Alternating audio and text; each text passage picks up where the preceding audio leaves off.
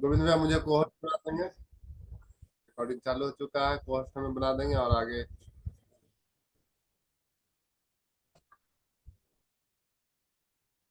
चले भैया। जी, वंदे मातरम सभी को। और आज हम लोग का रामकथा का आज तीसरा दिन है। और तीसरे दिन की शुरुआत करने के लिए मैं चाहूंगा कि हम लोग के बीच आनंद भैया आए और आगे इस चौपाल को लेके चले। तो जी आनंद भैया। जी भैया, वंदे मातरम भैया। हमारे बीच आरती दीदी आ गई हैं। आज राम कथा का तीसरा दिन है, जिसमें कल आरती दीदी ने जैसा कि कहा था कि हनुमान भगवान को अगर प्राप्त करना है तो राम जी को याद कर लीजिए, राम को चाहिए तो हनुमान जी को याद कर लीजिए। तो आज का दिन बड़ा शुभ है, जिसमें हनुमान जी भी मिलेंगे और राम जी भी मिलेंगे। दिन मंगलवार है, तो हम लोग एकदम आज भगवान के में इतना लीन होना है कि दोनों एक साथ प्राप्त हो जाएं। इसी कड़ी में तीसरे दिन की कथा सुनने के लिए हम आरती दीदी को एक बार फिर सभी की तरफ से धन्यवाद करते हैं। आरती दीदी आए और हम लोग को राम कथा का रसपान कराएं। आरती दीदी, आपका स्वागत है, वंदन है। वंदे मातरम। वंदे मातरम, सभी को प्रणाम। वंदे मातरम बेटा। वंदे मातरम। चाचा जी, मैं दो दिख रही हूँ क्या? मैं दो। अच्छा, गोविंद भाई ने ना ये वाला डीपी लगा हुआ वॉलपेपर है गोविंद दिया भैया है। का। मैं सोची मैं दो कैसे दिख रही हूँ। दीदी दीदी, आप दो नहीं, आप ऐसे भी दिखती रहती हैं। ऐसा आपका माता सरस्वती के रूप में वाकई में ये कहने वाली बात नहीं है। सबके दिलो दिमाग में रहता है कि आरती दीदी के चेहरा देखते ही वो सबको दिखते रहता है, समझ लीजिए एक तरह से। अब ये प्रकृति ने सब ऐसा आपने किया बनाया है। है। मैं जी आपके आने से आती बेटा, चौपाल में जो भी हो, एक एक एक अलग सा खुशी का मन में, एक अंदर से मन का प्रसन्नता जो है ना, जो हर एक के चेहरे पर एक व्यक्त हो जाता है कि नहीं आप आई, बहुत अच्छा लग रहा है। सभी के चेहरे को आप भाव को देखो, लगेगा कि सभी का चेहरा एक बहुत हाँ। प्रसन्न सा एक दिखेगा आपको। बस मैं हमें देखती हूँ, सब एकदम खुश हो जाते हैं, सबके चेहरों पे मुस्कान आ जाती है। जी वो है ना चाचा जी कि होई वही जो राम रचि राखा, होई सोई जो राम रचि राखा, को करी तर्क बढ़ावे साखा। जो भगवान श्री राम ने पहले से ही रच रखा है वही होगा। तो हमारा मिलना था, और मैंने तो कभी सोचा भी नहीं था कि मैं राम कथा सुनाऊंगी। गोविंद भैया ने कहा कि मेरी एनिवर्सरी है, आप आ जाओ। मैंने तुरंत हाँ बोल दिया, मुझे पता ही नहीं था मैं क्या सुनाऊंगी, क्या सुनेंगे आप लोग, कैसा लगेगा। बहुत सबका धन्यवाद। सब आंखें बंद कर ली, शुरू दीदी करते हैं। एक मिनट दीदी, हाँ, वंदे मातरम। वंदे आ, मातरम। दीदी बंदर आ रखे हैं बहुत सारे। ठीक है, ओह और माय मेरा गॉड। ऊपर का गेट खुला रह गया और वो उससे पहले आ गए थे। और रोज तो एक दो चार आते हैं तो मैं लाठी लेके जाती हूँ तो वो भाग जाते हैं। आज वो गैंग बना के आए हैं, 20-25 आए हैं एक साथ। तो वो ऊपर वाला मेरा गेट खुला रह गया और बेड के ऊपर मैंने कपड़े भी रख रखे हैं। तो वो अब सारे कपड़े भी फाड़ेंगे, बेड का गद्दा भी फाड़ेगा, चादर भी फाड़ेंगे। तो दी उसके लिए मुझे पहले बताओ मैं क्या करूं। हाँ, आप ना कुछ खाना, केला वगैरह कुछ है तो दे आओ ना। हमारा ना राम कथा चल रहा है, मैं आज हनुमान जी की, अंकज जी के बारे में बोलने वाली हूँ। और बंदर आगे देखिए। कल कल बुलाया गया था यदि दीदी, पास आज जाते हो ना, आज आ गए। हाँ। पास जाते हो तो वो ऐसे फेंकते हैं मेरे को। आम के पेड़ लगा रखे हैं, चिक्कू के पेड़ हैं, और इतने इतने अच्छा। बड़े हो रखे हैं ये। तो मैं अगर उनके पास ओह। जाती हूँ ना तो वो मेरे को हाँ, ऐसे मारते हैं, फेंक फेंक आज के। नहीं मारेंगे, आज नहीं मारेंगे हम ना, अभी ही थोड़ा सा श्री राम जयराम कर लेते हैं। नहीं मारेंगे, आप जाइए। ठीक है दीदी, कि आप ठीक वो है। लेके दरवाजा बंद करके आ जाइए, तब तक हम ना जय राम श्री राम कर लेते हैं। ठीक है। ठीक है। मंगल भवन मंगल हारी, द्रवहु सुदशरथ चिर बिहारी। जब भी हम भगवान राम को याद करते हैं, जब भी हम भगवान राम को स्मरण करते हैं, राम वो है जो मंगल करने वाले हैं, जो अमंगल को दूर करने वाले हैं। वो दशरथ के नंदन श्री राम जी हैं। वो हम पे अपनी कृपा बनाए रखे। कोई ही सोई जो राम रचि राखा, को करि तर्क बढ़ावे साखा। जो भगवान श्री राम ने पहले से ही रच रखा है वही होगा। हमारे कुछ करने से वो बदल तो नहीं जाएगा। उन्हीं का था, उन्हीं को बुलाना था। आज हमसे अंगद के बारे में सुनाना था, आज हम हनुमान जी के बारे में सुनाना चाहते थे, और आज बंदर आ गए। ये हम उनके ना कृपा ही समझ लेते हैं। उनको कोटि कोटि कोटि कोटि धन्यवाद। श्री राम जय जय राम, जय सिया राम जय जय सिया राम। श्री राम जय जय राम, जय सिया राम जय जय सिया राम। श्री राम जय जय राम, जय सिया राम जय जय हनुमान। जय हनुमान जय जय हनुमान, जय हनुमान जय जय सिया राम। एक बार गुरु को याद कर लेते हैं। जैसी गुरु की आज्ञा होगी वैसी आज की कथा होगी।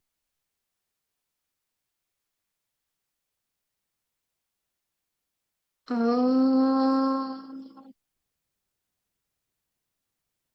अखण्डमण्डलाकारं व्याप्तजेन चराचरं तत्पदं दर्शितं येन तस्मै श्रीगुरवे नमः।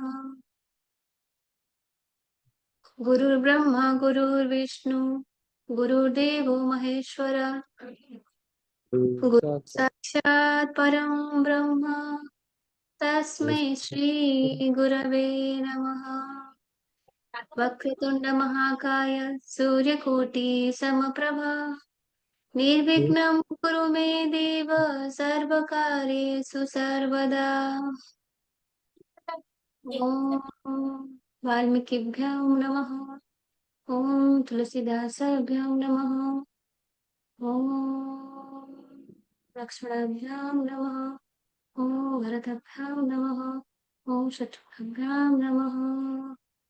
श्री राम जय राम, श्री राम जय राम। दशरथ नंदन राजा राम, जय सिया राम जय जय सिया राम।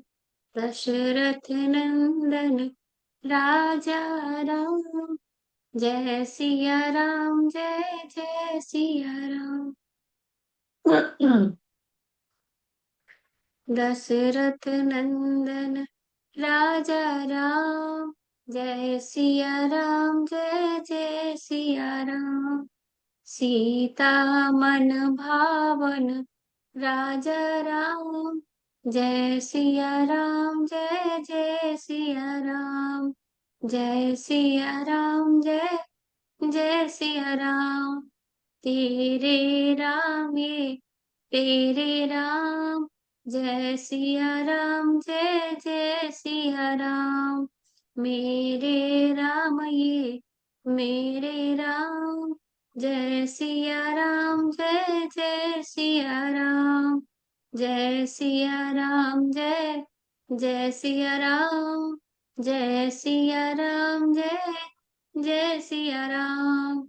श्री राम जय राम, जय जय राम, जय सिया राम जय जय सिया राम। श्री राम जय राम, जय जय राम, जय सिया राम जय जय सिया राम।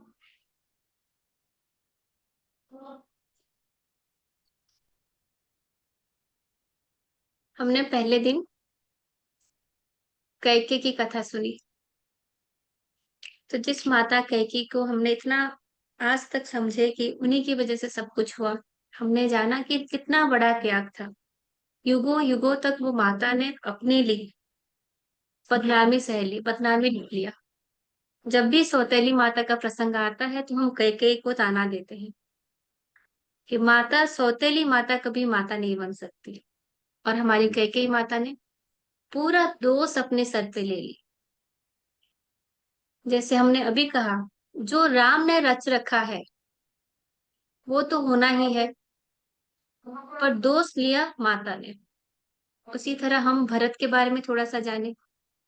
भरत जो भक्त भाई थे, भाई के भक्त थे, ऐसे भाई थे कि भाई ने बोला तू राज्य ले ले, भरत ने मना कर दिया। और आपको एक और बात बताऊं, जब भरत कठाऊ लेके, भाई के कठाऊ को अपने सर पे लेके आए, राम ने कहा देख तूने मना कर दिया राज्यभार संभालने से, अब तू मान नहीं रहा, इसलिए मैं अपनी कठाऊ दे रहा हूं ताकि तू इसको मान के सेवक बन के रहेगा। और अपने कहा मैं सेवक बन के रहूंगा, आवाज नहीं करो बाबू। आप सब लोग आपको याद कर रहे थे कि आपको बेटा कहाँ है। अच्छा, कठाऊ लेके आए वो और सिंहासन के नीचे बैठे। अच्छा, हाँ, सिंहासन के वो नीचे बैठे। और जब राम वनवास से वापस आए, अयोध्या वापस आए, तो भरत को उन्होंने युवराज बनाना चाहा। जैसे होते हैं ना प्रधानमंत्री, उप प्रधानमंत्री, मुख्यमंत्री, उप मुख्यमंत्री, एक असिस्टेंट रखना चाहिए कि मेरे अनुपस्थिति में ये भी कार्यभार संभाल सके। भरत ने वो भी लेने से मना कर दिया था। राम के अयोध्या वापस आने के बाद जो युवराज का पद था वो लक्ष्मण को दिया गया, क्योंकि भरत राम के छोटे भाई थे, राम से नीचे थे, तो राम को होना चाहिए था। वो भी भरत ने स्वीकार नहीं किया। राम ने कठाऊ देते हुए भरत को कहा, मैं कठाऊ तो तुम्हें दे रहा हूं, पर इसके बदले तुम्हें मेरी एक बात माननी पड़ेगी कि तुम पूरे हृदय से, संपूर्ण हृदय से माता कैकेयी को क्षमा कर दोगे, क्योंकि जो भी हुआ वो माता कैकेयी ने नहीं किया, वो विधि ने करवाया है। वो माँ मुझे कभी कष्ट नहीं दे सकती जिसने मुझे पाल पोस के बड़ा किया, जिसने मुझे अपनी सगी माँ जैसा प्रेम किया। आज तक जब मैं नहीं पहचान पाया कि मेरी सगी माँ कौन है, तो तुम्हें इतना अधिकार नहीं है कि तुम अपनी माँ से बात करना बंद कर दो। कैसा प्रेम है भाइयों में, एक भाई दूसरे भाई के बारे में सोच रहा है। भरत राम के बारे में सोच रहे हैं, राम भरत के बारे में सोच रहे हैं, लक्ष्मण राम के बारे में सोच रहे हैं, राम लक्ष्मण के बारे में सोच रहे हैं। राम पूरे जीवन 14 साल, जब तक राम वनवास में रहे, वो नंदीग्राम में कुटिया बना के रहे और उन्होंने ब्रह्मचर्य व्रत का पालन किया।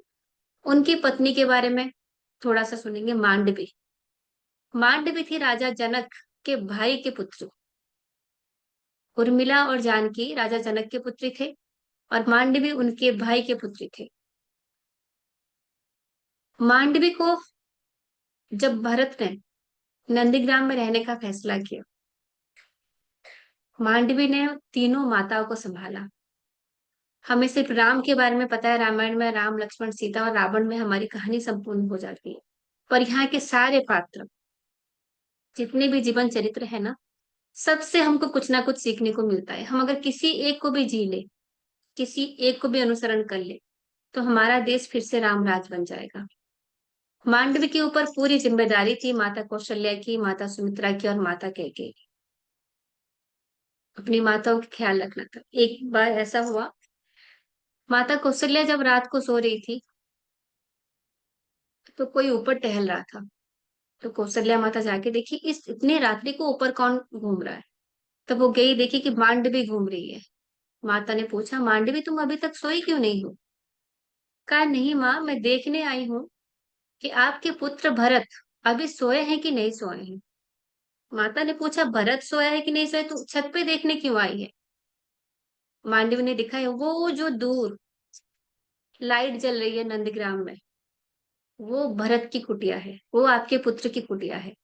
जब वो दिया बुझ जाएगा, इसका अर्थात भरत जी अब काम से मुक्त हो गए, अब सोने वाले हैं, तब मैं सोने जाऊंगी।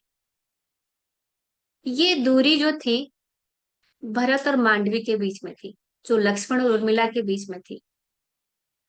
शत्रुघ्न और श्रुत कीर्ति, ये दोनों भी ऐसे जीवन जिए जैसे राम और सीता जी ब्रह्मचर्य पालन किए।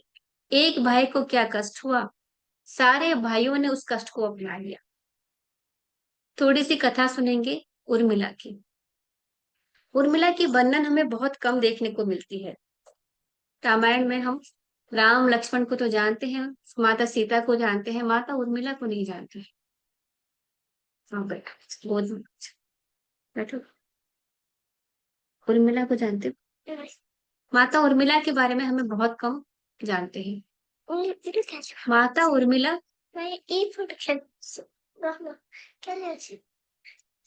माता उर्मिला को कहा जाता है नाग लक्ष्मी।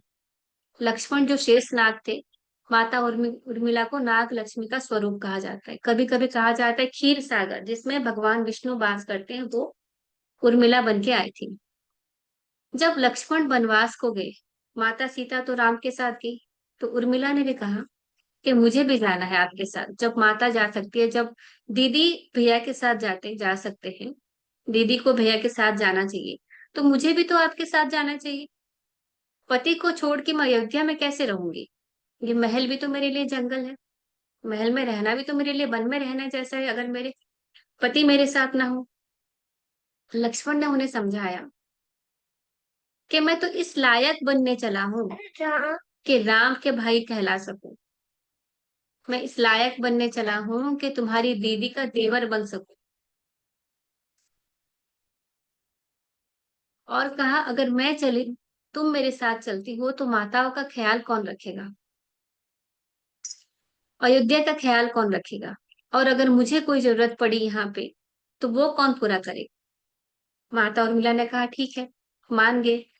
आजकल की पत्नियां थी नहीं कि हर बात पे जिद करती। आगे ऐसा हुआ, जब लक्ष्मण राम के साथ चल दिए और देखा कि अयोध्या वासी जब सो गए तो राम उनको छोड़ के चल दिए, उन्होंने सोना त्याग दिया। जब घोड़े दाना खाने लगे, घास खाने लगे, राम आगे चल दिए तो उन्होंने खाना छोड़ दिया। तो एक मनुष्य शरीर में तो थे ना, भले भगवान थे, विष्णु के स्वरूप थे, शेष नाग के स्वरूप थे, पर मनुष्य के शरीर में थे। खाना पीना तो हमको चाहिए, निद्रा तो चाहिए। उन्होंने निद्रा देवी से अनुरोध किया कि मैं 14 बरस तक, जब तक राम वनवास में है, उतने बरस तक अपना निद्रा त्याग करता हूँ।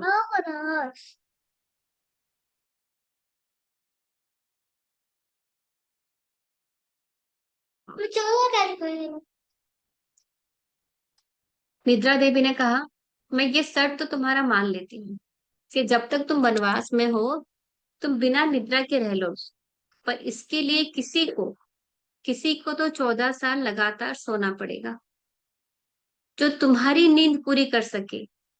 तो निद्रा देवी आई माता उर्मिला के पास, ये कहने कि आगामी 14 बरस तक लक्ष्मण अपना निद्रा त्याग रहे हैं, वो सोएंगे नहीं। इसके लिए किसी को पूरे 14 बरस सोना पड़ेगा।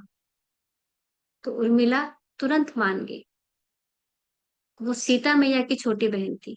जो सीता मैया ने महल छोड़ के राम के साथ जंगल जाना पसंद किया, उनकी छोटी बहन उर्मिला ने भगवान लक्ष्मण के लिए, अपने पति के लिए पूरे 14 वर्ष सोना पसंद किया। वो उर्मिला थी। आगे की कुछ बातें और बताती हूँ उर्मिला के बारे में, सिर्फ उर्मिला के बारे में। जब माता सीता पृथ्वी त्याग के चले गए, शरीर छोड़ दिया, भरत के जाने के बाद मांडवी और शत्रुघ्न के जाने के बाद श्रुतकीर्ति ने अपना शरीर त्याग दिया, तो उर्मिला यहीं रही थी, लव कुश का ध्यान रखने के लिए, अपने पुत्रों का ध्यान रखने के लिए। एक समय में जब पत्नी सिर्फ पति के ही साथ रहती थी, पति के साथ ही शरीर छोड़ देती थी, उनको ये दायित्व मिला था कि जब तक तुम हो, तुम्हें बच्चों का ख्याल रखना है, और माता उर्मिला ने वो कर्तव्य निभाया था। हमने कभी माता उर्मिला के बारे में पढ़ा ही नहीं, उनके त्याग को जाना ही नहीं। जब हमारी नई नई विवाह हुआ होता है पति पत्नी का, तो एक दूसरे के साथ तो बड़े प्रेम से रहते हैं। कुछ दिनों के बाद झगड़े होने लगते हैं, पति को पत्नी में कमियां, पत्नी को पति में कमियां दिखने लग जाते हैं। लेकिन आखिर समय में जब हम प्रौढ़ अवस्था में आ जाते हैं, हमको एक दूसरे की जरूरत पड़ती है। हर पति पति चाहता है चाहे कुछ भी हो ये मेरे साथ रहे, पत्नी चाहती है चाहे कुछ भी हो पति मेरे साथ रहे, जब तक जीवन है साथ बनी रहे। वही माता उर्मिला ने अकेले रहना चुन लिया, क्योंकि उनसे कहा गया कि तुम्हारा काम है, तुम लव कुश का ध्यान रखो। बिना पति के उन्होंने जीवन यापन किया। ये त्याग कोई छोटी त्याग नहीं है, कितनी ही बड़ी त्याग है, आप सोचिए। आगे बढ़ते हैं, हम थोड़ी देर सुनते हैं अंगद की कथा। अंगद कौन? अंगद थे बलि के पुत्र। बलि के पुत्र जो सुग्रीव के बड़े भाई थे। अंगद अंगद भी उतने ही बलशाली थे जितने हनुमान बलशाली थे। अगर कुछ वीरों का नाम लिया जाए, तो जैसे हनुमान को बड़ा वीर मानते हैं हम रामायण काल में, राम लक्ष्मण भरत शत्रुघ्न हनुमान। इसी समक्ष एक वीर थे अंगद। उन्होंने राम का साथ दिया क्योंकि राम सही थे। जिन्होंने उनकी अंगद के पिता का वध किया, उन्होंने उनका शरण लिया, क्योंकि राम सत्यता के प्रतीक थे, राम सच्चाई के प्रतीक थे, राम न्याय के प्रतीक थे। अंगद एक बार जाते हैं, जब राम लक्ष्मण सब पहुंच जाते हैं लंका समुद्र पार करके। एक बार राम ने, जिस दिन युद्ध होना था उसके पहले दिन, राम ने सोचा, शांति प्रिय है राम, सौम्य है, कोमल है, सोचा एक बार रावण से पूछ के देखते हैं, अगर हो सके तो युद्ध नहीं होगा। युद्ध नहीं होगा तो लंका के सैनिक बच जाएंगे, बानर सारे बच जाएंगे, युद्ध में किसका भला होगा। युद्ध नहीं हुआ, अगर रावण मान गया तो युद्ध टाला जा सकता है। और इन्होंने भेजा अंगद को दूत बना के। अंगद पहुंचे रावण के यहाँ। रावण ने पूछा, तुम कौन? कहा, मैं रामदूत। रामदूत कौन, किसका बेटा है तू, ये बता। अंगद ने कहा, बाली का पुत्र हूँ। रावण ने कहा, कौन बाली? अंगद ने कहा, वो बाली जिसने तुम्हें अपने बगल में रख के 7 दिन तक सातों समुद्र के चक्कर लगाए थे। रावण में बहुत मैं था, मैं वीर, मैं साहसी, ऐसा। क्या बात करे, कुछ और बताओ। तुम जिसके साथ हो वो कभी भी मुझसे नहीं जीत सकता। वो बनवासी मुझसे क्या जीतेगा, तुम मेरे तरफ आ जाओ। अब थोड़ा सा रावण घबरा गया था कि बाली का पुत्र है, बाली था महाबली। तो अंगद से कहा कि तुम मेरे साथ आ जाओ, जीत हमारी पक्की है। राम से तो कुछ हो नहीं सकता, कहाँ मैं और कहाँ राम। अंगद ने कहा, हाँ बिल्कुल सच कह रहे, कहाँ आप और कहाँ राम। अंगद ने उसको विस्तार से बताया, तुम वो जो पर नारी का हरण कर लाते हो, राम वो जो अपनी स्त्री को बचाने के लिए 7 समुंदर पार कराते हैं। रावण एकदम सकपका गया। तुम वो जो अपनी बहन को, अपने भाई को, सीता को फंसाने के लिए भेजते हो। राम वो जो अपने दूत को शांति प्रस्ताव लेके भेजते हैं। राम का एक दूत तुम्हारी पूरी लंका जला देती है, और तुम्हारी लंका तुम एक हनुमान की पूंछ नहीं जला पाते। तुम सोचो, अगर राम के दूत इतने बलशाली है तो राम क्या होंगे। एक प्रसंग आता है, सबके बारे में थोड़ी थोड़ी बताती हूँ। जिस कैरेक्टर को, जिस चरित्र को आप लोग नहीं जानते होंगे, वो है जटायु की। जटायु के बारे में हमें सिर्फ इतना पता है कि जब रावण सीता को ले जा रहा था तो जटायु सीता को बचाने की कोशिश की, बस इतना ही पता है ना। कुछ और चीजें बताती हूँ जटायु के बारे में, जो आपको सुन के बहुत अच्छा लगे। जटायु गरुड़ के बड़े भाई थे अरुण। ऋषि कश्यप की पत्नी थी बिंता। बिंता के 2 पुत्र हुए, अरुण और गरुड़। अरुण है सूर्य भगवान के सारथी, और गरुड़ बने भगवान विष्णु के सारथी। जहाँ भगवान विष्णु गरुड़ के ऊपर बैठ के घुमा करते हैं ना, वो गरुड़। उनके बड़े भाई अरुण के पुत्र थे जटायु। कितने बलशाली रहे होंगे। गरुड़ पक्षियों के राजा कहे जाते हैं। पक्षियों के राजा गरुड़, जो भगवान विष्णु के वाहन है, उनके भतीजे हैं जटायु। जटायु ने देखा कि एक विमान पे रावण एक स्त्री को उसकी इच्छा के विरुद्ध लेके जा रहा है। जटायु तब तक वृद्ध होने लगे थे, उम्र घटने लगी थी और पंखों में शक्ति बची नहीं थी। तो वो सीधे आ जा ऐसे बैकवर्ड आ जा सकते, मेरे से तो हो ही नहीं पाएगा, रावण से कहाँ मैं युद्ध कर पाऊं। लेकिन उन्होंने ऐसा नहीं किया। सत्य को बचाने के लिए, धर्म को बचाने के लिए, नारी को बचाने के लिए उन्होंने रावण से भिड़ गए। जटायु के पास कोई अस्त्र नहीं और रावण के पास सारे अस्त्र हैं। वो रावण से लड़ने लगा माता सीता को बचाने के लिए, और उसने अपनी पूरी कोशिश की। रावण से कहा कि किसी पराई स्त्री को उसकी इच्छा के विरुद्ध नहीं ले जाना चाहिए, पर रावण तो रावण था, अहम। उसने जटायु की एक पंख काट दी। पक्षी तो एक पंख के बिना अधूरा ही है। जटायु नीचे गिर गए, मृत्यु आसन्न थी, मृत्यु के करीब पहुंच गए। राम लक्ष्मण आते आते उस रास्ते से उस जटायु से मिले। इतना सुंदर प्रसंग है, आप सुन के विभोर हो जाएंगे। वो व्यक्ति जो अपने पत्नी के विरह में बहुत कष्ट पा रहा था, अपनी पत्नी को ढूंढने निकला था, देखा एक पक्षी जो छटपटा रहा है, उनसे बात की। पूछा आप कौन? जटायु ने कहा मैं जटायु हूँ। तुम कौन हो? राम ने कहा मैं दशरथ नंदन अयोध्या के दशरथ नंदन राम हूँ।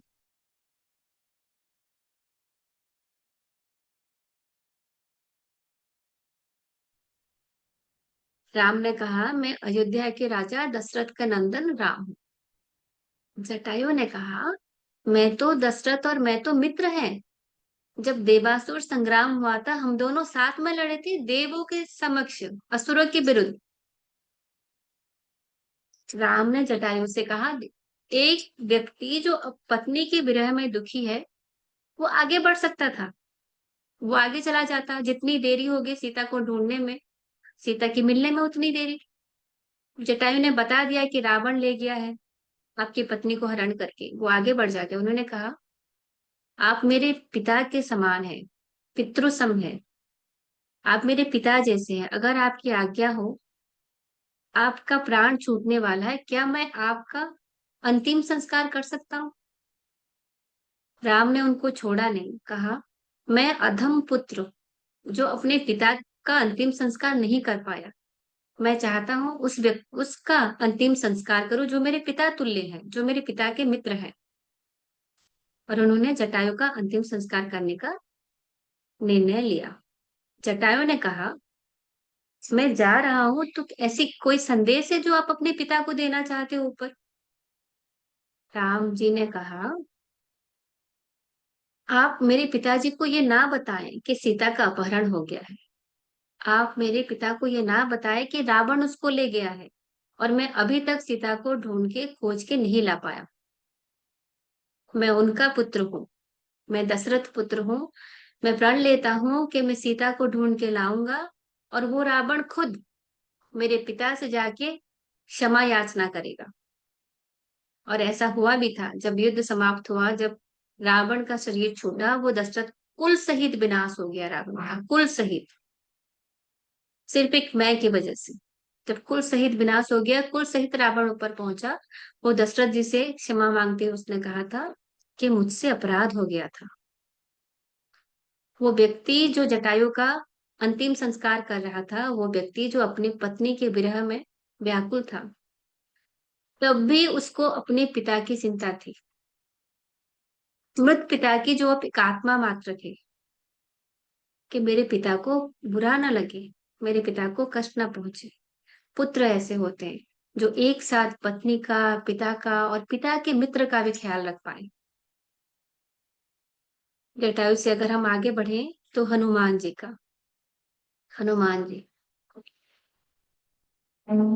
एक राम और एक हनुमान, आपको ऐसा कहीं और देखने को नहीं मिलेगा। पता ही नहीं चलता राम भगवान है कि हनुमान भगवान है, राम भक्त है कि हनुमान भक्त है। शिव जी, राम जी शिव जी को पूछते थे। राम जी के आराध्य शिव जी थे और शिव जी के आराध्य राम रहे हैं। जब माता पार्वती पूछती है कि आप किसको पूछते हो प्रभु, आपको तो पूरा संसार पूछता है। आपके आराध्य कौन है? तो शिव जी माता पार्वती को बताते हैं राम। राम, इस एक शब्द में, राम में हमारी पृथ्वी समाहित है, राम में हमारा हृदय समाहित है। शिव जी के आराध्य राम, हनुमान जी के आराध्य राम। शिव जी ने अंजनी के गर्भ में खुद को हनुमान रूप में अवतरित करने के लिए वायु के थ्रू भेजा। एक एनर्जी भेजी, वो कौन लेके आए? वायुदेव। किसके गर्भ में डाला? अंजनी के। इसीलिए भगवान हनुमान को केसरी नंदन तो कहते हैं, क्योंकि वायु लेके आए थे शिव जी को हनु माता अंजनी के गर्भ में रखने के लिए, तो उनको वायु पुत्र भी कहा जाता है। इसीलिए उनका तेज, उनकी गति वायु सी है। अभी यहाँ तो अभी लंका में, एक क्षण में, एक क्षण में हनुमान जी, हनुमान जी का जन्म ना राम जी के जन्म से पहले हुआ था। अंजनी माता ने शिव जी की बहुत तपस्या करी थी कि मुझे पुत्र प्राप्ति हो। हनुमान के पिता केसरी खुद एक राजा थे, पर हनुमान ने पूरे जीवन काल में कभी अपने आप को कोई राजा माना ही नहीं। उन्होंने हमेशा अपने आप को राम जी का भक्त, राम जी की छाया मानी, राम जी की दास माना, राम जी का दूत माना। दूत का कोई अपना परिचय नहीं होता, इसका खबर लेके आया है, बस यही होता है। हनुमान जी जब रावण के पास पहली बार गए, तब रावण ने पूछा कि कौन हो? तो कहे राम दूत। जब रावण पहली बार अंगद से मिला, तब तक रावण को पता भी नहीं था कि वो व्यक्ति कौन था, वो बानर कौन था जिसने पूरी लंका जला दी। रावण अंगद से कहता है कि तुम्हारे प्रभु, तुम्हारे राम में कोई ऐसा नहीं है जो मेरे समकक्ष हो, जो मेरे जितना बलशाली हो। बस एक था जो अपने को रामदूत बोलता था, वो बलशाली है। तब तक रावण को पता ही नहीं था कि वो हनुमान है। इतने बलशाली, अष्ट सिद्धि नवनिधि के दाता, वो हनुमान जिन्होंने बचपन में भगवान सूर्य देव को निगल लिया था फल समझ के। 11 बजे के बाद धूप में थोड़ी देर खड़े हो जाए सूर्य को देखते हुए, खड़े भी नहीं हो पाएंगे, हम इतने दूर हैं हनुमान, सूर्य भगवान से, और वो खुद जाके उड़ के सूर्य देव को निगल लिए। एक बार उन्होंने सोचा कि गुरु करना है, शिक्षा प्राप्त करनी है, सारी शिक्षाएं लेनी है, तो उन्होंने गुरु चुना भगवान सूर्यदेव। सूर्यदेव तो डर ही गए कि ये तो बचपन में मुझे निगल लिया था, अब बड़ा होके आया है, पता नहीं क्या करेगा। तो सूर्यदेव ने कहा देखो, मैं तुमको शिक्षा नहीं दे सकता, क्योंकि मैं तो चलता रहूंगा, मैं तो घूमता रहूंगा ना, मैं रुक नहीं सकता। मैं रुका तो पृथ्वी रुक जाएगी, यूनिवर्स कैसे चलेगा, ब्रह्मांड कैसे चलेगा, मुझे तो चलते रहना पड़ेगा। हनुमान ने कहा कोई बात नहीं, मैं भी आपके पीछे पीछे चल दूंगा, आप बोलते रहना, मैं सुनता रहूंगा। सूर्यदेव बोले ऐसे कैसे होगा, तुम पीछे पीछे आओगे, मैं तुम्हारा चेहरा नहीं देख पाऊंगा, तुम मेरा चेहरा नहीं देख पाओगे। हनुमान जी बोले अच्छा ठीक है, आप चलते रहना, मैं आपकी तरफ मुख करके पीछे की तरफ चलूंगा।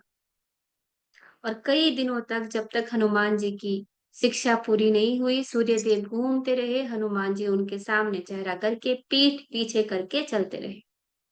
वो हमारे हनुमान जी, वो हमारे हनुमान जी। एक बार को माता सीता को देखा जो माथे में सिंदूर लगा रहे थे, इतना सा, कितना सिंदूर लगाते हैं हम। तो पूछा ये क्या कर रही हो माँ? माँ ने कहा इस सिंदूर से राम का भला होता है, राम की रक्षा होती है। इतनी सी सिंदूर से राम की रक्षा होती है, राम का भला होता है। वो अपने पूरे शरीर में सिंदूरमय कर लिया, पूरे शरीर उनका देखना, इसीलिए सिंदूर लगाया जाता है राम हनुमान जी को, कि राम की रक्षा हो। जिसके चित्त में राम, जिसके मन में राम, जिसकी वाणी में राम, जिसके हृदय में राम, वो हमारे हनुमान। एक बार राम राम बोल दूंगे तो हनुमान आ जाएंगे। राम जी से कुछ चाहिए तो हनुमान जी से मांग ले, हनुमान जी से कुछ चाहिए तो राम जी से मांग ले। एक मेरी स्टूडेंट थी, है मतलब, एक बार मैंने बातों बातों में कहा कि हनुमान जी को राम कथा बड़ी प्यारी है। वो आजकल हनुमान मंदिर जाके ना वहां बैठ के उनको राम की कहानी सुनाने लगी है कि हनुमान जी सुनते होंगे, और कहती है उनको ऐसा लगता है कि कोई आके सुन रहा है। ऐसे हमारे हनुमान जी इतने बलशाली, इतने बलशाली, इतने बलशाली, पर कभी भी जय श्री राम बोले बिना कोई काम नहीं किया। वो खुद इतने समर्थ थे कि पूरे लंका को जला के रावण को उठा के राम के चरणों में रख देते, पर राम की आज्ञा नहीं थी। वो इतने बलशाली कि माता सीता को वापस ले आते किष्किंधा तक, पर राम की आज्ञा नहीं थी। वो इतने बलशाली कि पूरी पृथ्वी की परिक्रमा कर लेते राम को अपने कंधे पे बिठाकर, पर राम की आज्ञा नहीं थी। जितनी आज्ञा, राम दूत है ना, जितनी राम की आज्ञा उतना ही कर्म वो करेंगे। हनुमान जी अभी तक है। मैं कभी कभी सोचती हूँ, जब ये कहा जा रहा है ना कि कलयुग खत्म होने वाला है, कलयुग खत्म होने वाला है, तो मैं सोचती हूँ हनुमान जी तो है, सब चिरंजीवी में हनुमान जी है, और 7 चिरंजीवी जब इकट्ठे होंगे ना, वो कल की भगवान की मदद करने के लिए आएंगे। अगर सच में ये कलयुग का अंत है ना, तो प्रभु इतना कृपा करना कि दर्शन दे देना। एक बार ये आंखें ना आपको देख ले, एक बार ये हाथ आपके चरणों को छू ले, एक बार आपके चरण के रज हमारे माथे में लग जाए। ये जन्म तो क्या, हमारी आत्मा जन्मों जन्मों के लिए तृप्त हो जाएगी। जब प्रभु आते हैं ना, वो सबके लिए प्रभु नहीं होते। अगर आपकी मन में भक्ति होगी तो वो आपको प्रभु दिखेंगे, जैसे कृष्ण ना अर्जुन को दिखे कृष्ण। विदुर को पता था ये कृष्ण है, दुर्योधन ने कभी नहीं माना ये कृष्ण वो विष्णु है, दुशासन ने कभी नहीं माना, शकुनी ने कभी नहीं माना। हमें तो बस अर्जुन बनना है, हमें तो हनुमान बनना है। हरि अनंत हरि कथा अनंता, कहई सुनहि बहु विधि सब संता। प्रभु श्री राम की कथा अनंत है, उनकी कीर्ति भी अपरंपार है, इसका कोई अंत नहीं है। बहुत सारे संतों ने प्रभु की कीर्ति का अलग अलग वर्णन किया है। जैसे आप राम को चाहोगे वैसे आप राम को पाओगे। राम, अगर आप राम को पूछते हो ये मान के कि मेरा भाई भरत जैसा हो, मेरा भाई लक्ष्मण जैसा हो, तो आपको राम बनना पड़ेगा। लक्ष्मण के लिए राम बड़े भाई बन के आएंगे, भरत के लिए राम बड़े भाई बन के आएंगे, शत्रुघ्न के लिए भी बड़े भाई बन के आएंगे। कथा शबरी की। शबरी एक भीलनी थी, अगर हम आजकल की भाषा में बोले तो आदिवासी थी, जिनको हम नीचे कैटेगरी के बना, हमने तो बनाई नहीं, ये जो बीच में चल पड़ा था कि हम ब्राह्मण हैं, हम क्षत्रिय हैं, ये है, तो नीचे जाति की थी शबरी, नीचे जाति की थी। नीच जाति की एक महिला से, एक वृद्ध महिला से, जो एक स्टिक लेके चलती थी, एक लकड़ी लेके चलती थी, इतनी वृद्ध थी वो। और वो रोज बेर तोड़ के रखती थी कि आज राम आएंगे। राम नहीं आए, अगले दिन फिर से वो कुछ ना कुछ फल तोड़ के लाई, रखी कि आज राम आएंगे। राम नहीं आए। उसने सालों, बरस बरस बरस बरस उसने राम की प्रतीक्षा की। राम की प्रतीक्षा के प्यार में शबरी के झूठे बैर भी राम खा गए।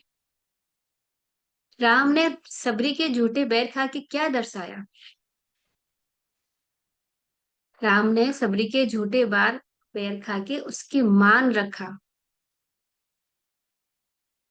छोटे बड़े का जो डिफरेंसेस है ना, कि बड़े लोग हैं, ये छोटे लोग हैं, जो हमारे समाज में चल रखा है कि हम ब्राह्मण हैं, हम क्षत्रिय हैं, ये शूद्र हैं, ये वैश्य हैं, ये हटा दिया। अहल्या का उद्धार किया। अहल्या जिसको इंद्र की छलने उसके सतीत्व को तोड़ दिया था। एक ऐसा व्यक्ति एक ऐसा व्यक्ति जिसको पूरा जग पुरुषोत्तम के रूप में मानता है, अगर उसने अहल्या को सतीत्व का मान दिया, इसका अर्थ यही होता है कि अहल्या सतीत्व की नारी थी, वो सती थी। जिसको पूरे युग ने, पूरे विश्व ने बोला कि अहल्या से गलत हो गया, अहल्या से भूल हो गई, उसको राम ने प्रमाण दिया कि नहीं, अहल्या अच्छी थी। ये क्या दर्शाता है? आपके कर्म मायने रखते हैं। अहल्या की कोई भूल नहीं थी इसमें। सुग्रीव सुग्रीव की बारी आती है। प्रभु चाहते तो बाली की मदद ले लेते, पर उन्होंने सुग्रीव की मदद ली। बाली सुग्रीव से ज्यादा बलशाली था। बाली बड़ा भाई था। तो कल हम राम और सीता जी के बारे में सुनेंगे। आज बाकी के जो चरित्र है वो सुन लेते हैं।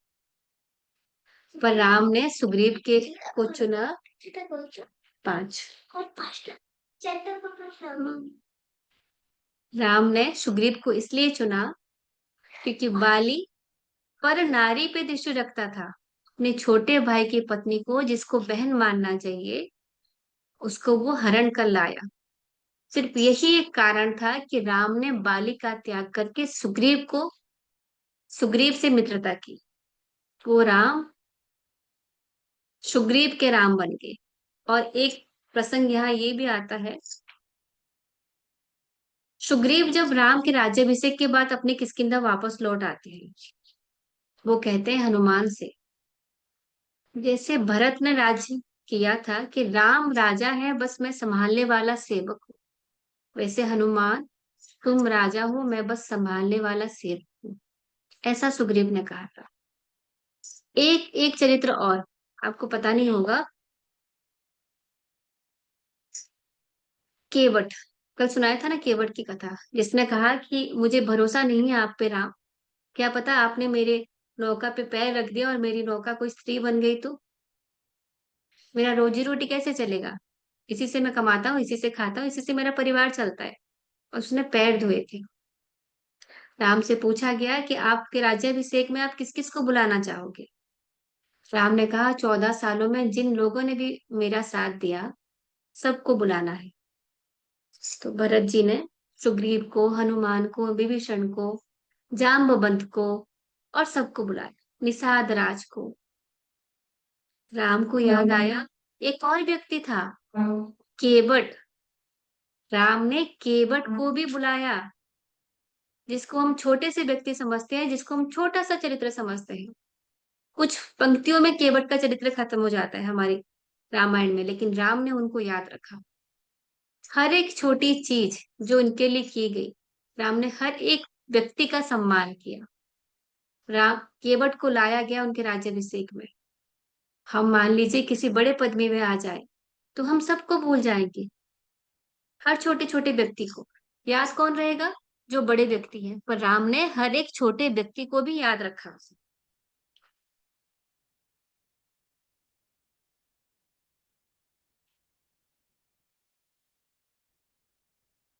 राम ने जो प्रण लिया वो पूरा किया। जो भी प्रण लिया राम ने वो पूरा किया। भरत ने जो प्रण लिया वो पूरा किया। लक्ष्मण ने जो प्रण लिया वो पूरा किया। राम और सीता की जब स्वयंवर हो रही थी, सीता की स्वयंवर हो रही थी और राम ऋषि विश्वामित्र के साथ वहां पहुंचे थे। ऋषि विश्वामित्र के साथ वहां पहुंचे थे। विश्वामित्र जब राम को ले गए थे असुरों को मारने के लिए, जो असुर उनको यज्ञ करने से रोक रहे थे, उनके कर्तव्यों से रोक रहे थे, और जो ब्राह्मण को मार रहे थे, उन राक्षस को मारने के लिए विश्वामित्र राम से, दशरथ से मांग के राम को ले गए। तो दशरथ से पूछा गया, दशरथ ने विश्वामित्र से पूछा, आप खुद तो इतने बड़े ऋषि हैं, आप खुद तो इतने बड़े ऋषि हैं, आप चाहे तो सारे असुरों का नाश एक मोट में कर दे, एक निमिष में कर दे, तो आप मेरे राम को क्यों लेके जा रहे हैं? विश्वामित्र बोले, चार चीजें ना कुछ ऐसी गुण है जो मनुष्य को अहंकारी बना देता है। उसकी सुंदरता, उसकी वीरता, उसकी प्रभुता, उसका ज्ञान। अगर आप इतने ज्ञानी हो कि आप पूरी दुनिया चला सकते हो, तो घमंड आ जाएगा ना, गर्व आ जाएगा, अहंकार आ जाएगा। विश्वामित्र ने कहा, तुम्हारे पुत्र में सारे गुण हैं, पर वो फिर भी विनम्र है। राम सारे गुण हैं, वीर है, धनुर्धारी है, सुंदर है, युवक है, प्रभुता है, राजा बनने वाले हैं, लेकिन अहंकार नहीं है, विनम्र है, इसीलिए तुम्हारे पुत्र को लेके जा रहा हूं।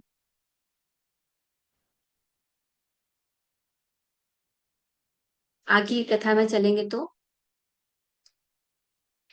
जब पहुंचे ये लोग स्वयंवर में, माता जानकी गौरी पूजन करने आई थी। स्वयंवर से पहले की घटना है। माता जानकी जब गौरी पूजन करने आई थी, तो राम जी से उनकी नजरें मिली। राम जी से उनकी नजरें मिली तो पलके झपके नहीं दोनों के। जब माता सीता हमारे पिताजी से मिले, हमारे पिता राम से मिले, तो उनकी पलके नहीं झपकी। और वो देख रहे थे राजा जनक। वहां से वो हट गए।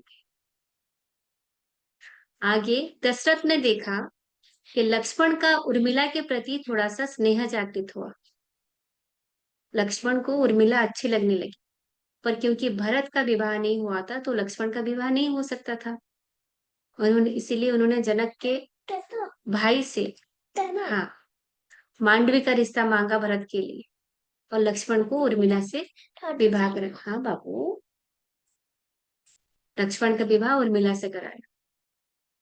एक एक चरित्र हमारा ऐसा है कि सिर्फ एक चरित्र को ले लिया जाए तो हमारे साल भर उसमें चर्चा हो सकती है। उर्मिला के त्याग। एक बार उर्मिला ने नहीं कहा कि दीदी तो जा रही है तो मुझे भी लेके चलो, मैं क्यों रुकूं। एक बार श्रुत कीर्ति ने नहीं कहा कि शत्रुघ्न के साथ मुझे रहना है, भरत जी अगर वहां रह रहे हैं आप तो मेरे साथ रुक जाओ। एक बार मांडवी ने भरत से शिकायत नहीं की कि आपकी तो कोई गलती नहीं थी, आप महल में रह जाए। पत्नी का जो होता है साथ पति के लिए, वो हमको रामायण से सीखने को मिलती है।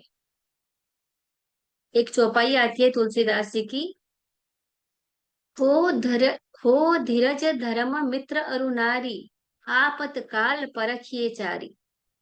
बुरे समय में चार लोग हमेशा परखे जाते हैं। अगर आपका बुरा समय आया और ये चार लोग आपके साथ हैं, तो माना जाता है कि आप भाग्यवान हो। वो होता है धैर्य। बुरे समय में ही आपका धैर्य की परीक्षा होती है।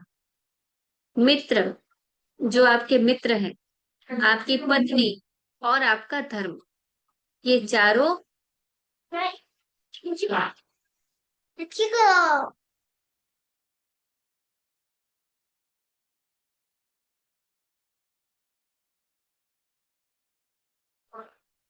बुरे समय में चार चीजें परखी जाती है, धैर्य, मित्र, पत्नी और धर्म।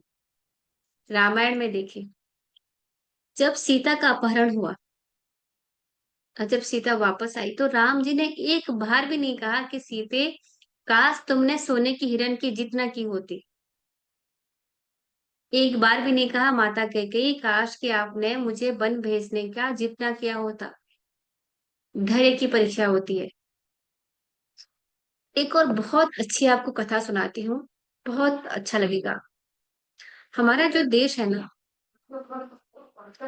संस्कृति से इतनी इसकी इतनी महान संस्कृति है कि पूरे विश्व में नहीं मिलेगा। तो इसको हराया कैसे जाए, राइट? इसको हराएंगे हम इस तरह से, अगर हम बोलेंगे कि आपकी संस्कृति खराब है, आप में ज्ञान कम है। तो कुछ वामपंथियों ने ये भ्रम फैलाया।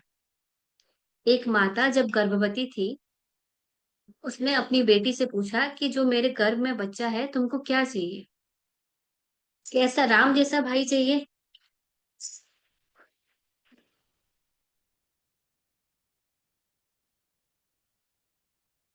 मोनिका बहन, ये ना आपका बेटा है इसलिए आ गया। आप जाके तैयार हो जाओ, दूसरे कपड़े पहन लो, ठीक। जा, नहीं बैठोगे। तो उसकी बेटी ने कहा, नहीं, मुझे राम जैसा भाई नहीं चाहिए, मुझे रावण जैसा भाई चाहिए। सुन के आश्चर्य हुआ कि रावण जैसा भाई क्यों चाहिए तुम्हें? क्योंकि रावण जो सीता को हरण करके ले गया था, उसने एक भी दिन सीता को हाथ नहीं लगाया। और राम, जिन्होंने अपनी पत्नी को एक धोबी के कहने पे छोड़ दिया, एक धोबिन के कहने पे छोड़ दिया, तो मुझे भाई रावण जैसा चाहिए। सुन के ऐसा लगेगा सब बात तो बिल्कुल सत्य है। किस तरह से हमारी संस्कृति को तोड़ी जा रही है। बात दरअसल ये थी, रावण ने सीता हरण से पहले रंभा नामक अप्सरा के साथ दुष्कर्म किया था। अपने ही भाई, अपने ही कजिन ब्रदर कुबेर की पत्नी के साथ दुष्कर्म करने का प्रयास किया, जो कुबेर की पत्नी बनने वाली थी। तो उन्होंने रावण को अभिशाप दिया था कि अगर किसी भी महिला को, किसी भी नारी को तुमने उसकी इच्छा के विरुद्ध छूने का प्रयत्न किया तो तुम जल के भस्म हो जाओगे। इस भय से इस भय से रावण ने कभी सीता के साथ जबरदस्ती नहीं कर पाया। और ऐसा रावण ने क्या गलती कर दी, रावण की ऐसी क्या गलती हो गई कि उसको राम दंड देने आए, और ये युगों युगों तक चलता रहा। जानते हैं आप कि किसी नारी का अपहरण किया सिर्फ ये, इससे पहले भी उसने रंभा के साथ गलत किया था, कुबेर की पत्नी के साथ गलत किया था। गलत तब हो गया जब उसने एक ब्राह्मण का रूप लेके सीता का हरण किया। तो पूरे ऋषि समाज पे, जिन ऋषियों को हम मानते हैं ना कि ऋषि हैं, जिनको भगवान भी सम्मान करते हैं, भगवान भी प्रणाम करते हैं, ऋषि का रूप लेके उसने सीता का हरण किया। अगर रावण सच में इतना बलशाली था, उसमें इतना बल था, इतना नाम था, तो वो रावण बन के सीता का हरण करता। पर क्योंकि रावण के वश में नहीं था, इसलिए उसने ऋषि का रूप लिया, ऋषि समाज का अपमान किया। जब ऋषि बन के उसने सीता माता का हरण किया, और आपको पता है रावण ने हाथ नहीं लगाया था सीता को, बाल पकड़ के खींचा था। क्योंकि उसमें इतनी नहीं शक्ति थी, उसमें वो भय था कि उसने अगर हाथ लगाया तो वो जल के मर सकता है। वो रावण, उसमें इतनी शक्ति नहीं थी कि लक्ष्मण के बनाए लक्ष्मण रेखा को पार कर सके। वो महाशक्तिशाली रावण, रावण बन के सीता को हरण नहीं कर पाया था। वो रावण ऋषि का रूप लेके सीता को हरण किया था। एक ऋषि का रूप लेके, ब्राह्मण का रूप लेके उसने पूरे ऋषि समाज को अपमानित करने का, बदनाम करने का षड्यंत्र रचा था। इसीलिए उसकी जो गलती थी वो माफ करने योग्य नहीं थी। और हमारे प्रभु श्री राम ने फिर भी उससे कहा था, अंगद को भेज के पूछा, अगर तुम चाहो, अगर तुम सीता को अभी भी वापस कर दो तो ये युद्ध टल जाएगा। और रावण उसको कभी झुकने नहीं दिया। विभीषण की कथा सुनाती हूँ, आज की युग की विभीषण की। विभीषण, जो कुछ व्यक्ति चिरंजीवी है उसमें एक विभीषण भी है। उड़ीसा में जगन्नाथ धाम सभी ने सुना होगा, पुरी मंदिर। कुछ ही समय पहले की बात है, कुछ ही समय पहले मतलब 100-200 साल पहले की बात है। विभीषण हर दिन, प्रतिदिन रात को जगन्नाथ जी का दर्शन करने आते हैं। राम जी जो कृष्ण बने, कृष्ण जी जो बाद में जगन्नाथ के रूप में पूजे जाते हैं, विभीषण जी आज भी पुरी में जगन्नाथ को दर्शन करने आते हैं हर रात्रि को। आजकल तो लाइटें हैं, पहले नहीं हुआ करती थी। तो जो पंडित वहां के होते हैं ना, एक ने सोचा आज तो विभीषण को पकड़ना ही है, देखना है विभीषण कैसे लगते हैं। और वो मंदिर के अंदर छुप गया। जब रात हुई, दरवाजा अपने आप खुला और विभीषण जी देखने आए, जगन्नाथ जी का दर्शन किया और बाहर चले गए, बाहर निकल आए रात को। वो पंडित विभीषण जी के पीछे पीछे निकला कि देखिए तो सही विभीषण जा कहाँ रहे हैं। विभीषण के पीछे पीछे पीछे पीछे जब आए, विभीषण जी ने पीछे मुड़ के देखा, कोई पंडित आ रहा है, पूरी के पंडा आ रहे। बोला क्या हुआ? नहीं, मुझे देखना है कि आप कहाँ जाते हो, मुझे आपके साथ साथ जाना है। विभीषण जी ने कहा तुम्हारा जाना असंभव है, मैं तो यहाँ पे द्वापर से हूँ, त्रेता से हूँ। तुम कैसे जा सकते हो? क्या ठीक है, आप ऐसे मुझे कोई चीज दे दो, मैं सबको बता सकूं कि आप अभी भी हो। तो विभीषण ने जी ने अपनी एक मुद्रिका दी थी उस पुरी के पंडित को, जो कहते हैं आज भी उनके घर पे है। आज भी विभीषण जी रोज जगन्नाथ जी के दर्शन करने आते हैं, और उसने देखा कि विभीषण जी आगे बढ़ते बढ़ते बढ़ते बढ़ते समुद्र में विलीन हो गए। पूरी वो रोज रोज आते हैं, हर दिन आते हैं। आज के लिए मैं यही कथा रखूंगी, कल हम राम जी पे बोलेंगे। राम जी पे क्या ही बोल सकते हैं, बोलने की कोशिश करेंगे, चेष्टा करेंगे। राम और सीता, सीता और राम, हृदय और शरीर, शरीर और हृदय। राम के बिना तो हमारा जीवन की नौका भी नहीं चल सकता। बहुत परेशान होना, कभी बहुत ऐसा लगे कि क्या करूं, तुलसीदास के रामचरितमानस को सामने रख लीजिए और 2 मिनट राम राम राम राम कर ले। राम से बड़ा कोई मंत्र नहीं, राम से बड़ा कोई यंत्र नहीं। हाँ बेटा, ठीक है, थोड़ा सा राम का नाम ले लेंगे। और कल हम पहले भी आ जाऊंगी और थोड़ी देर तक भी बैठेंगे और राम पे चर्चा करेंगे। राम की जितनी मर्जी उतना हम बोलेंगे। भैया सबको अनम्यूट कर ले, एक बार राम राम कर लेंगे सब लोग। जी दीदी।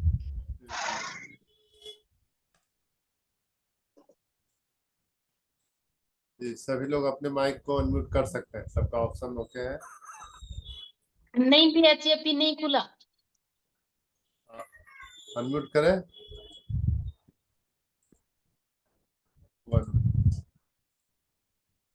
हाँ, देखें सब लोग टच करके। हो गया भैया। राम जी राम राम राम राम राम राम राम जय श्री राम राम राम राम राम राम राम राम तो म्यूट है। राम जय जय राम राम राम राम राम राम जय जय राम जय जय राम राम राम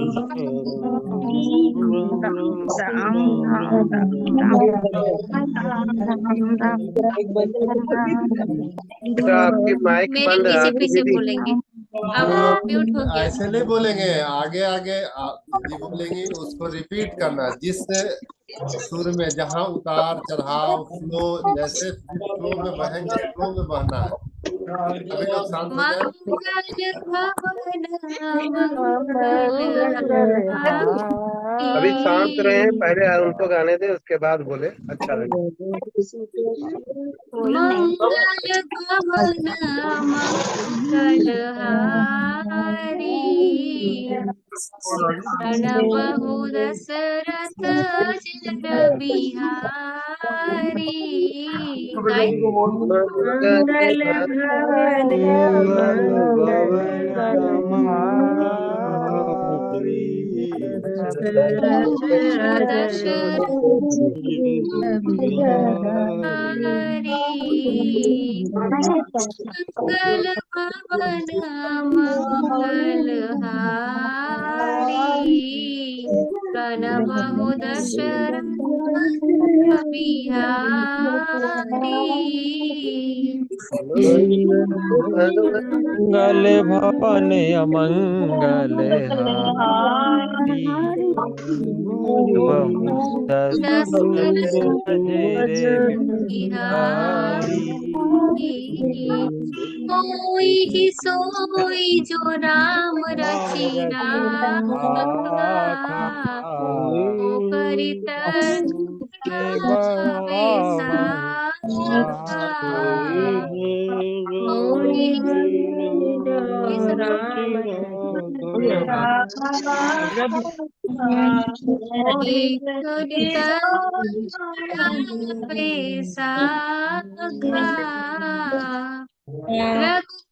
रीत सदा सदा चली चली आई, आई, प्राण जाए जाए पर बचाई। रघुकुल रीत सदा आई, प्राण जाए पर वचन न जाई। हरि अनंत हरि ते कथा हरि कथा अनंता, अनंता, कहि सुनहि सुनहि सब विधि सब संता। प्रभु श्री राम की अनंत कथा है, अनेक कीर्ति है, उनकी कीर्ति अपरंपार है, उनका नाम अपरंपार है, इसका कोई अंत ही नहीं है। हम भी अपने से जितना हो सकेगा राम का नाम लेंगे, राम की कथा करेंगे, राम की कथा सुनेंगे। दीदी एक बार राम ना जय और राम म्यूट करो। जय जय। दीदी 1 मिनट आप अपने आप को अब अनम्यूट करो। मैंने ऑल म्यूट कर दिया क्योंकि दीदी कुछ भी समझ नहीं आ रहा था। श्री राम जय जय राम, जय सिया राम जय सिया राम, जय सिया राम जय हनुमान। श्री राम जय जय राम, श्री राम जय जय राम, जय सिया राम जय सिया राम, जय सिया राम जय सिया राम, जय सिया राम जय हनुमान। आज की कथा इतनी। राम राम हेमंत भैया। जी दीदी, राम बहुत राम। बहुत बहुत बहुत धन्यवाद आपका कि आपने हम लोग को पूरी तरह से 1 घंटा रोक के रखा और मंत्र मुग्ध रखे। हम लोग भक्तिमय रहा और यानी कि इतना देर देश दुनिया का सभी कुछ त्याग करके, न मोह न माया, कुछ नहीं रहा, सीधे रहा तो सिर्फ राम। मोनिका दीदी के हनुमान गए कि नहीं भैया? हनुमान जी गए कि मोनिका दीदी? मोनिका जी दीदी दीदी वंदे मातरम। दीदी आपका बहुत बहुत है दिल से धन्यवाद। और हनुमान जी तो जैसे अंधेरा हुआ था वैसे निकल गए थे, मैं ऊपर गई थी तो वो मेरे को नहीं मिले थे। और अरे उनको भी तो चाहिए कि कोई राम का नाम ले ले। हमने यहाँ राम राम किया, वो चले गए। जी दीदी आपका बहुत बहुत धन्यवाद दीदी। मैं एक रिक्वेस्ट करना चाहूंगी दीदी कि वो दोबारा आए ना, क्योंकि फ्रूट को एक भी नहीं छोड़ेंगे। अच्छा, हम कोशिश करते हैं, हम कल ना प्रार्थना करेंगे, ठीक है? और ऐसा मैंने सोचा नहीं था, पर अभी मेरे मन में आ रहा है। हाँ भैया, एक बार ना इसको पॉज कर दे रिकॉर्डिंग को। तो ना सतर लंबा चलेगा। जी दीदी। बहुत मीठा है। आज सत्र तो लंबा चलेगा दीदी। 9 बजे के बाद आयुर्वेद की आलोचना शुरू होनी है। 9 बजे सत्यवान नायक जी वैद्य आएंगे तो लंबा चलेगा। 10 अच्छा। बजे तक चलेगा दीदी आज। नहीं आप दीदी ना, अपना वो अच्छा ठीक है, ओके। समापन हाँ मंत्र करा रही होंगी ना ठीक दीदी? पर है। आप अपना हाँ मंत्र समापन वाला मंत्र करवा के फिर आवे। वो मंत्र कल कराऊंगी। नहीं, जो लास्ट समापन वाली जब मंत्र समापन करती हैं। समापन मंत्र, अच्छा ठीक है। आंखें बंद करें सब लोग। चाचा जी चश्मा निकाले। जिनका जिनका चश्मा है वो चश्मा खोल दें अपने हाथ। ओम पूर्णमदः पूर्णमिदं पूर्णात् पूर्णमुदच्यते पूर्णस्य पूर्णमादाय पूर्णमेवावशिष्यते। ओम शांति शांति शांति। जय श्री राम। जय श्री राम। जय श्री राम। जय श्री